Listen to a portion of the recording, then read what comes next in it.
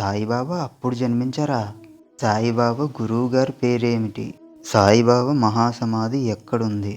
Saibaba September 28, 1856 నుంచి October 15, 1918 వరకు భారతదేశానికి చెందిన ఒక మార్మికుడు, సాధువు, యోగి. సాయిబాబా అసలు పేరు, జన్మస్థలం ఒక అంచనాగా మాత్రమే చెప్పగలుగుతున్నారు.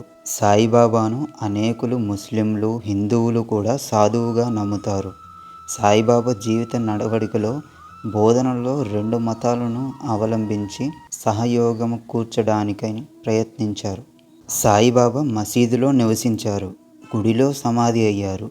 రెండు మతాల పద్ధతులను తన బోధనలో అవలంబించారు. ఈయన రెండు సంప్రదాయాల యొక్క పదాలను, చిత్రాలను ఉపయోగించారు.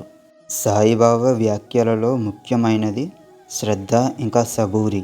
ప్రధానంగా హిందూ సాంప్రదాయానికి చెందిన భక్తులు సాయిబాబాను శివుని అవతారంగాను, దత్తాత్రేయుని అవతారంగాను భావిస్తారు.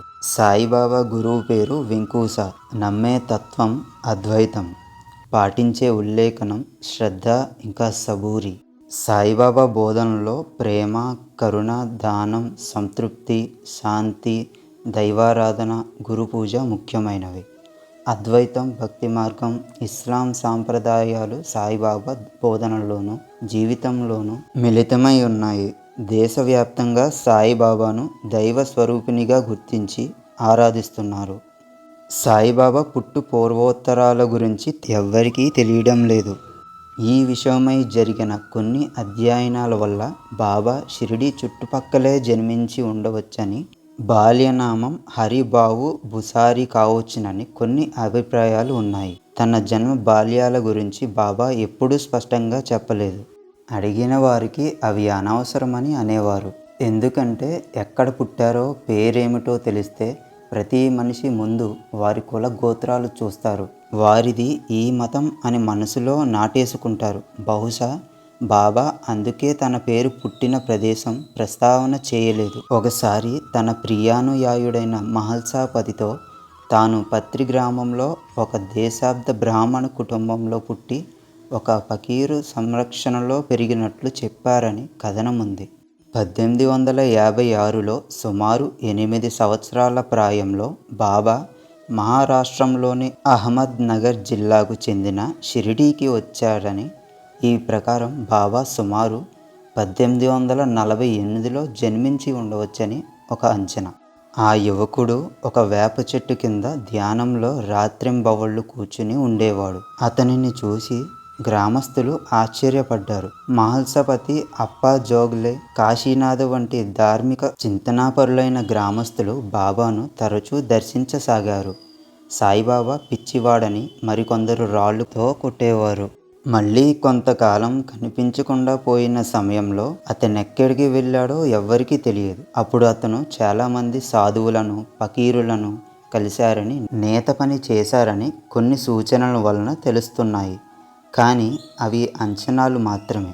నిజానికి వీటికి ఎటువంటి ఆధారాలు లేవు. 1858లో చాంద్ పాటిల్ కుటుంబం పెళ్లివారితో కలిసి బాబా షిరిడీ వచ్చారు. అక్కడ ఖండోబా మందిరం దగ్గర బాబా బండి దిగినప్పుడు మందిరం పూజారి మహల్సాపతి ఆవో సాయి, రండి సాయి అని పిలిచారు. సాయి అంటే సా అనగా సాక్షాత్తు అని, ఈ అనగా ఈశ్వర్ అని. తరువాత సాయి నామం స్థిరపడి ఆయన సాయిబాబాగా ప్రసిద్ధుడయ్యారు. షిరిడీ ప్రాంతంలో సాము గరడీలు, కుస్తీలు ప్రసిద్ధం.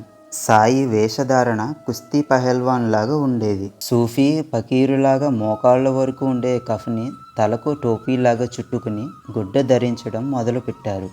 ఇలా ముస్లిం ఫకీర్లా ఉండే బాబాకు స్థానిక హిందువుల నుండి కొద్దిపాటి ప్రతిఘటన కూడా ఎదురయ్యింది. 1918లో తన సమాధి వరకు సాయిబాబా షిరిడీలోనే ఉన్నారు. ఒక పాత మసీదును తన నివాసంగా చేసుకున్నారు. మసీదులో దునిని వెలిగించి అందులో నుండి విభూదిని తీసి తన దర్శనానికి వచ్చే వారికి పంచేవారు. అది వారికి రక్షణ ఇస్తుంది. వచ్చిన వారికి ఉపదేశాలు, ధర్మ బోధలు చేసేవారు. ఇలా మహత్తులు చూపించారు. స్వయంగా వండి ప్రసాదాన్ని పంచేవారు. ఉత్సవాల్లో పాల్గొనేవారు. 1910 తర్వాత సాయిబాబా పేరు దేశమంతటా తెలిసింది. దేవుడు అని గుర్తించిన భక్తులు బాబా దర్శనానికి రాసాగారు. అక్టోబర్ 15, 1918 మంగళవారం మధ్యాహ్నం 2:30కి బాబా తన భక్తుడైన భయ్యాజీ అప్పా కోతే పాటిల్ ఒడిలో మహాసమాధి చెందారు. ఆయన దేహం బూటీవాడలో ఖననం చేయబడింది. ఇక్కడే సమాధి మందిరం నిర్మించబడింది. బాబా యొక్క పూజా విధానాలు, మహిమలు, చారిత్రక ఆధారాలు కావాలంటే పార్ట్ 2 అని టైప్ చేయండి. వీడియో నచ్చితే లైక్ చేయండి, షేర్ చేయండి, కామెంట్ చేయండి. ఇలాంటి ఎన్నో విషయాలు తెలుసుకోవడానికి సబ్స్క్రైబ్ చేసుకోండి.